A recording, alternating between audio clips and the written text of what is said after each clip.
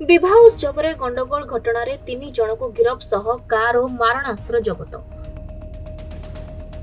सूचना अनुसार भद्रक म्युनिसिपालिटीर 25 नंबर वार्डर नाथसाही अंचल में गत 7 तारिख दिन एक विवाह उत्सव बेले गंडगोल घटिथिला। 2-3 जन युवक अतर्कित भावे ग्रामवासी को आक्रमण करथिले। एही विषय ग्रामवासी माने पुराना बजार थाना रे अभियोग करुथिबा बेले पुलिस रो कोनोसी पदक्षेप न हेबारु स्थानीय लोके भद्रक चांदवाली रास्ता टायर जाली अवरोध करथिले। এই ঘটনা পরে পুরানা বজার পুলিশ তৎপরতা প্রকাশ করে আক্রমণে লিপ্ত থিবা 3 জনকু গিরফ করেছে। ভদ্রক আরএমসি মার্কেট সম্মুখରୁ 3 ଜଣ ଗିରଫ ହୋଇଛନ୍ତି। ତାଙ୍କ ପାଖରୁ ଗୋଟିଏ ଖଣ୍ଡା, 4ଟି ମୋବାଇଲ, ଭୁଜାଲି, 50 ଏକ 4 ଚକିଆ ଗାଡ଼ି ଜବତ ହୋଇଛି।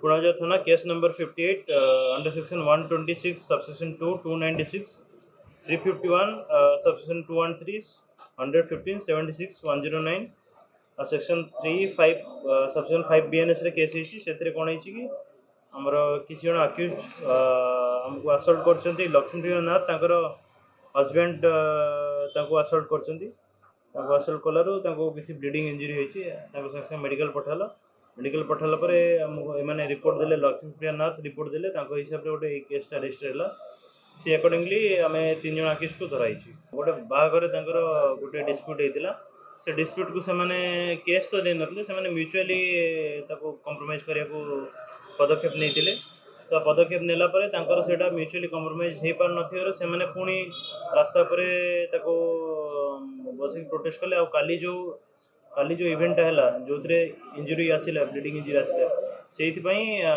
ए केसटा हैला एथरे 3 जन को अरेस्ट कराई छै। भद्रकपुर जगन्नाथ बेरांको रिपोर्ट खबर अनुसार।